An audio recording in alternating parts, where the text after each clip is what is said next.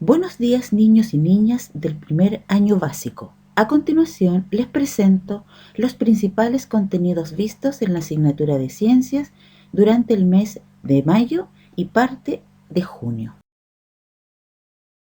Los objetivos fueron observar y reconocer que los seres vivos se diferencian de los no vivos y que tienen necesidades básicas. El segundo objetivo fue observar y comparar animales de acuerdo a características como tamaño, cubierta corporal, estructuras de desplazamiento y hábitat, entre otras. Los principales contenidos fueron los elementos vivos y no vivos en el entorno, cómo se reconoce a un ser vivo, necesidades de los animales, los tipos de reproducción, los tipos de alimentación, su cubierta corporal y las estructuras de desplazamiento.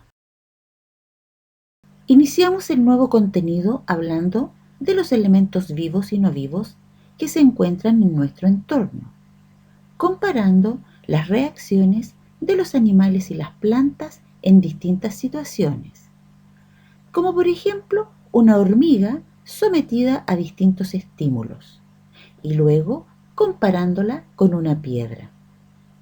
Concluiste que lo vivo no se mueve, no crece y no muere. En cambio, en los seres vivos observaste que ocurren cambios como este pollito, donde pudiste observar que los seres vivos nacen, crecen, se reproducen y mueren. También concluiste que los elementos no vivos son importantes porque nos ayudan a tener, por ejemplo, un suelo donde pisar, caminar y jugar, una banca donde sentarnos cómodamente, materiales que este pajarito está usando para construir su nido, faroles para iluminar en las noches o respirar el aire, que es un elemento no vivo, esencial para todos los seres vivos. Luego conociste la irritabilidad como la capacidad de los seres vivos para responder a los estímulos ambientales y recordaste lo que sucedía con los chanchitos de tierra al tocarlos y verlos convertidos en bolita. Todo esto como respuesta al estímulo. Otros ejemplos de estímulos medioambientales fueron la luz del sol y cómo hacían mover a los girasoles. Frente a un ruido molesto, taparse los oídos o poner y sacar la ropa frente a los cambios de temperatura.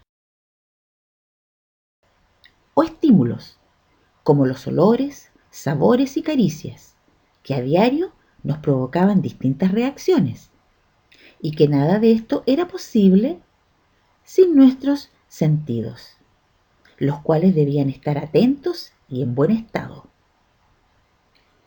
como el tacto, olfato, vista, oído y gusto. Posteriormente continuamos con las necesidades de los seres vivos y recordamos los elementos no vivos, como el agua para beber, el suelo o la tierra para armar un refugio, el aire para respirar, y a estos elementos le agregamos la alimentación. En esta sección observamos a los carnívoros que se alimentaban de otros seres vivos, los herbívoros que comían plantas y granos, y los omnívoros que comían plantas y a otros seres vivos. También comparamos animales y los clasificamos de acuerdo a su tipo de alimento. Continuamos con los tipos de reproducción, pero más bien con el nacimiento de los seres vivos. E iniciamos con los ovíparos, que nacían por medio de huevos, como las tortugas y las aves. Los vivíparos, como la vaca, cuyas crías nacen del vientre de la madre, También vimos los ejemplos para los conejos y los perros. Y por último, las plantas, cuya reproducción o nacimiento se hace de la germinación de una semilla.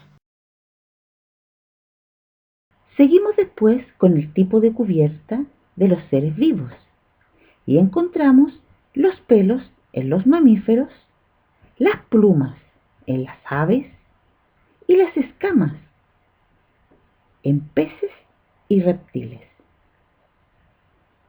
Todo lo visto lo practicaste en tu cuadernillo de actividades, recortando, pegando y clasificando animales por medio de su cubierta o el tipo de reproducción. Completamos el contenido del mes observando los tamaños y las extremidades de los animales, como por ejemplo la cantidad de patas, aletas o tipo de colas. De acuerdo a estos criterios, clasificaste el tipo o modo de desplazamiento, como por ejemplo nadando, caminando, reptando o volando. También aunamos todo lo aprendido y clasificaste de acuerdo al tipo de alimento, reproducción, entre otros. Aquí puedes ver algunos ejemplos de los trabajos realizados en las clases de este periodo, donde puedes apreciar elementos vivos y no vivos en una maqueta con lo que necesita una tortuga para vivir y reproducirse. Y así concluimos el trabajo de este mes y los esperamos en las siguientes sesiones.